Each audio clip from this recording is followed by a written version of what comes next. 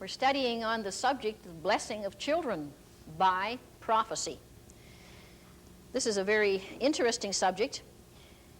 Ordinarily in our live seminars, when we have opportunity to bless children, we like to present them with a little gift certificate or a certificate of blessing, which it says this is to certify that John Doe was blessed by prophecy at such and such an address on the certain day, signed by the person who brings the prophetic utterance and witnessed by someone else.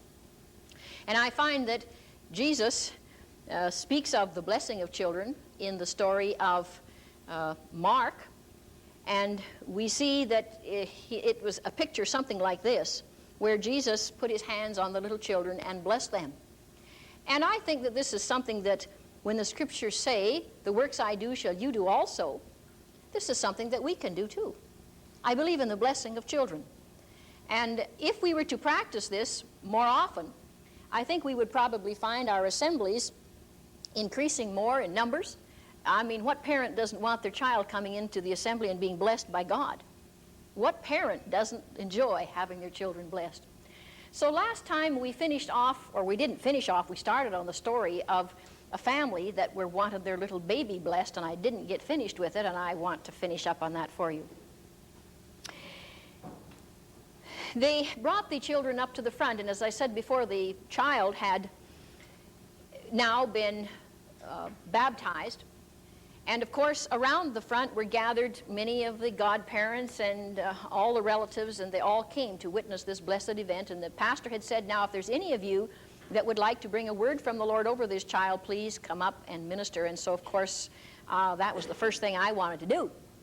Every time a little baby is dedicated to the Lord, I just get itchy feet. I want to bless it.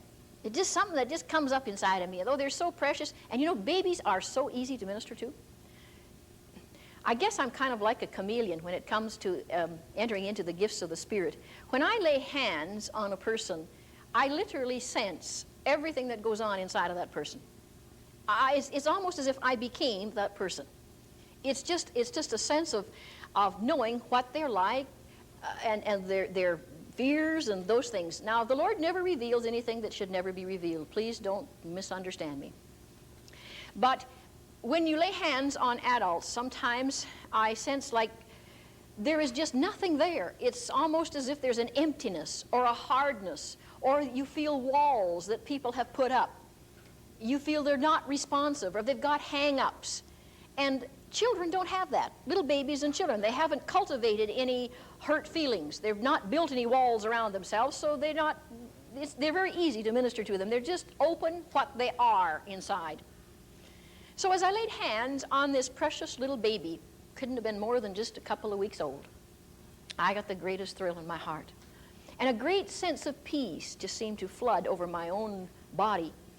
And I realized that God was telling me something, because now I'm sensing here what this little baby is.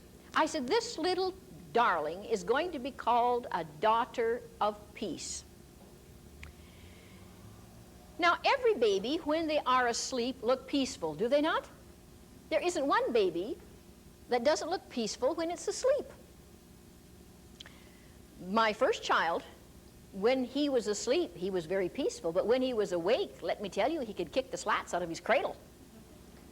And, you know, he wasn't what I would have called a peaceful baby by any means, but this one certainly was. And not only that she was called a daughter of peace, but that also, by way of the prophetic utterance, came the words that she was going to be the type that was going to bring back a wedge would come into the family relationship, and this one would be used of God to restore that relationship so the wedge would not get any wider. And that she was a very placid, a very gentle, sweet spirit, and that she was a delicate little sweetheart, and that God considered her like a beautiful flower that needed to be cared for even under a glass, because if it was out in the open it would be hurt or destroyed. And as I brought the utterance, I could just feel the whole atmosphere of this little darling and the whole way that she was. Anyway, I didn't see those parents for about 2 years following that, so I didn't even know what had happened. whether it had been fulfilled. In fact, many times I minister to people and I don't even know what happens from one day to the next. The mother called me up one day and she said, "Mary, do you remember the prophecy you brought over my little girl?" And I said, "Well, I do minister over a number of people and I've kind of forgotten about it. Would you cross it by my mind again?" And she told me then exactly what I have already told you. And she says, "I want to tell you something that in the last 2 years that prophecy has been fulfilled." And I said, "Well, tell me, what happened?" She said, "Well, as you know, that the day that the baby was blessed, all of the family was there. First of all," she said, "we all went back to the grandma's house and we all had dinner." And she said, "You know, in that meeting there were a number of my relatives. Some of them had never been born again. Some of them never knew Jesus at all. Some of them had never been filled with the Spirit. And some of them hadn't darkened the door of the church for a long time. But just because it was the blessing of the baby and the baptizing of the baby, they came. It's like some people never go to church excepting on Christmas or Easter or Mother's Day or something like that. You know what some people are like. So it was on just a special occasion that these people had gone to the church. Well, they said, they sat at the dinner table. They never talked about the sermon. They never talked about anything else that went on in that meeting, excepting the blessing of that baby. They said that was so wonderful. They'd never heard anything like that before, and they were so thrilled with it. And my goodness, they'd never known anything like that to be in churches before. Not only that, but she said since that time, in the 2-year period, those who were not born again have come to a knowledge of Christ. Those who have not been filled with the Spirit are now filled with the Spirit. Those who were walking away from the Lord have come back to the Lord. And she said that particular blessing of my baby was the turning point in their life. Now, every person has a turning point in their life, and that happened to be that. So we're seeing that the gifts of the Spirit are very valid for people starting to turn their lives around for God. Then she says, during the course of the 2 years' time, my husband and I had a very serious rift in our marriage, and we were considering divorce. But it was this little darling that kept us together. And she says, I could go into a long story telling you what happened with the little girl and the relationship, but she says, I think you would probably understand my just telling you that the prophecy indeed was true, because it was this little darling that kept us together. And she says we are still together and happier than what we were before. So we understand that the prophecy is for a purpose, and that it not only reveals things but helps us to not only raise our children, but it can serve many, many purposes as far as the prophetic utterances over our children then are concerned. So one thing that I would also like to make mention of, I don't think I have mentioned it before. If I have, then maybe it bears repeating, that I don't think parents should push their children in the direction of a prophecy. That is, if a prophetic utterance comes over the child, then the parent should not try to make it happen. We have to allow to teach a child in the way he shall go, and then let it happen as God opens the door for it.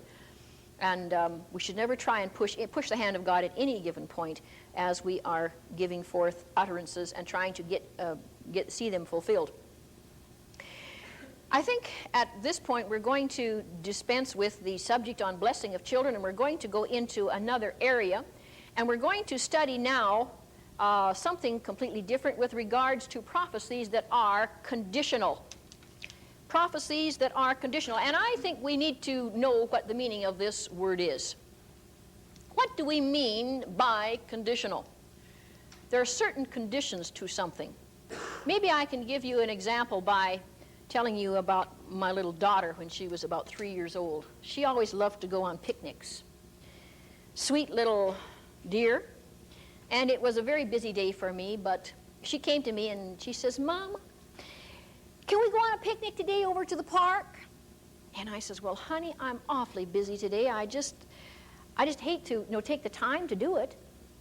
But I thought, now I tell you what, if you will go in and clean up your room really nice for Mommy and pick up all the toys and make your bed. She's so little, almost too small to be making her own bed, but you start teaching them at an early age. And if you will do that for me so that I can take out some time, and I will make some nice peanut butter sandwiches, and then we'll go over into the park. But if you don't do it, and if you don't clean up your room and take the time to do it, then I am going to not be able to go because we're just going to have to work that way. My time is very limited. So you see, I set down some conditions for her. It became conditional. If you will do this, then I will do something else. So we find that some prophecies then are conditional. We will note that the scriptures teach about this in 1 Kings chapter 3 and verse 14. This is in the story of Solomon.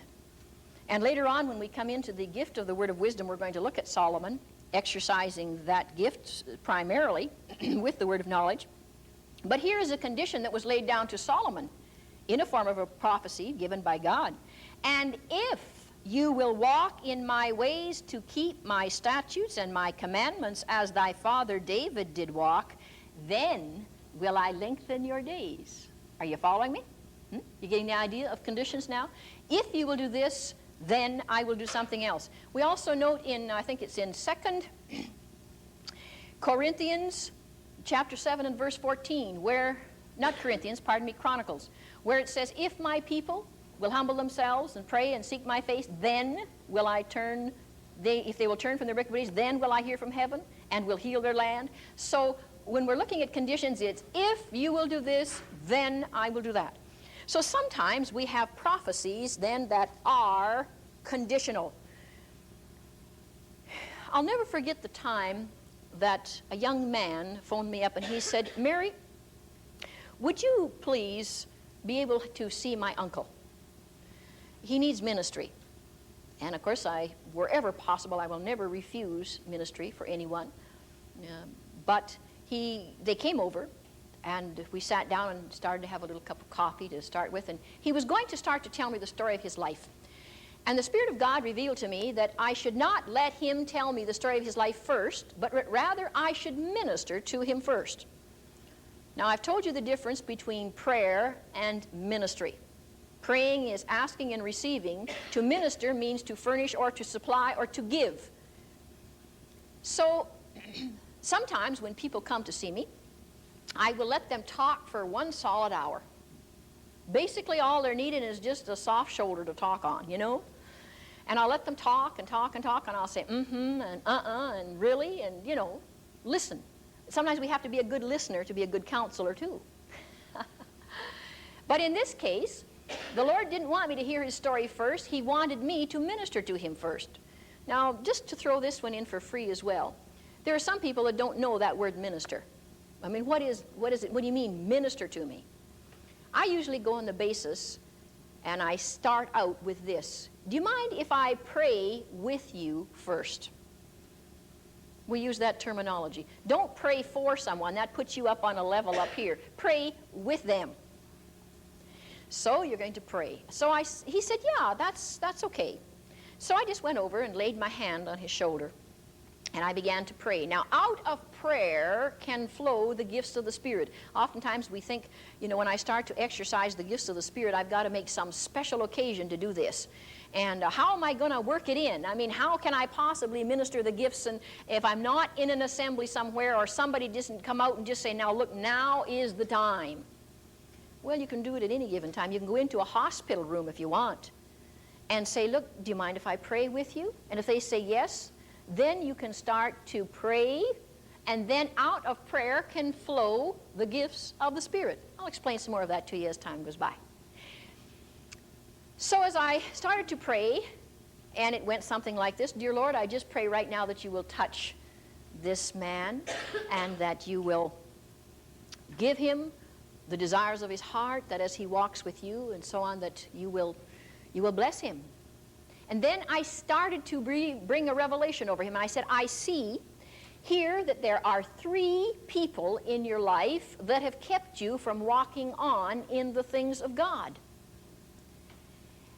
And also I started to bring a prophetic utterance. And it went something like this. If thou shalt at all follow my ways, and turn thine heart unto me this day, then saith the Lord, I will move in thy life, and yea, I will turn thy life in a different direction, and it shall be well with thee. For I desire a good thing for thee, and yea, The trees of the field will clap their hands before you, and you would go forth with singing, and that which has caused thine heart to be distressed shall be behind thee, and I will take thee into new ways. But if thou wilt not hear the voice of the Lord this day, then saith the Lord, surely there is deep waters ahead for thee. But I would not desire thee to go through the deep waters. But surely if thou wouldst not hear my voice, then after thou hast gone through the deep waters, then saith the Lord, when thou dost cry out, I would still hear thee and draw thee unto myself. Now you see, that is a word unto exhortation. Remember, we were talking way back in one of the early seminars that a word of exhortation is to lovingly entreat to a more noble endeavor, right? To encourage someone, even though they're this way, yet if they'll do something else and walk on, it encourages them. But not only that, it was a conditional prophecy. It had conditions to it. If you will turn today and do such and such, then saith the Lord, I will do so and so. Well, when I got through, the man took his hand and he just put it over mine on top of his shoulder. And he said, Mary, this amazes me.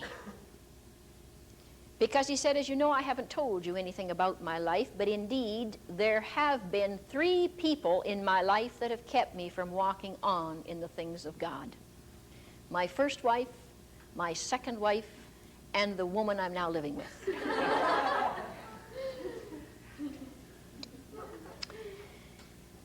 So he said,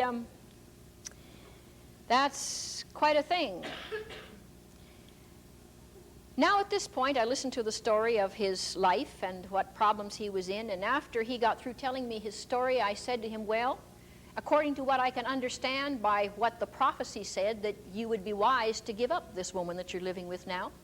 Because if you don't, and if you're going to continue to living in the same conditions that you're still living in, then I can only see deep waters ahead for you, and that's the last thing I want for you.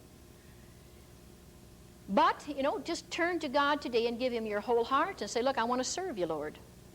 He said, Mary, I can't. I just can't give up this woman I'm living with. I just can't do this. Now, I'm going to jump ahead of my story just a little bit and to tell you that I went down to the apartment where they were living to talk with the girl that he had been living with, to try to see if she'd be interested in the things of God and see if she wanted to come to a knowledge of Jesus. And I tried about 5 different times to get some interest there to talk to her, but each time it was like a brick wall, like, I don't want any of that garbage. You know, that's for the birds. So I said, okay. I left, and I did not try to encourage this situation anymore because I never like to push anything like this. Anyway, back to my story. After I'd given that prophecy over him, my heart was so burdened for this man. I just wanted to weep because I thought, oh, God, you know, do something about your life now. And he still was not about to give up the situation. So there was nothing more I could do. He said, he came to this point, almost you persuade me. You know, you're very convincing, Mary, but almost. Almost is not quite. King Agrippa said, almost thou persuadest me to Paul, right? Almost thou persuadest me. And almost is not enough. But when he went out the door that day, I was saddened in my spirit because I thought, you know, if he understood that prophecy correctly then, deep waters would be ahead for him and it wouldn't be good. About a month following, I had heard where the girl that he'd been living with, they'd had a drunken brawl in their apartment and were evicted out of their apartment. Another short time following that, I heard he had lost his job on the school board. He was a high school teacher and he had a very good position. And because of his heavy drinking, he lost his position there. And then following that, about another few months later, I had heard that he had been in a hit-and-run accident. Now, this grieved my heart. I said, God, whatever is going on. I haven't heard about this man or heard from him since that time. And I don't even know where he is. I don't even know what's happened to him. But I do know this, the prophecy is true. That even if he did not listen at that time, and there were conditions that God would hear him if he listened, yet out of the midst of the deep waters, God would hear him and would restore him when he came to the end of himself and he came to his senses. Isn't that beautiful that God never ever throws us overboard just because we don't obey on a certain given occasion? Let me encourage you to walk before the Lord and give Him your life, and it'll save us from many, many deep waters. Come and join us again next time, won't you? We'll be glad to see you again.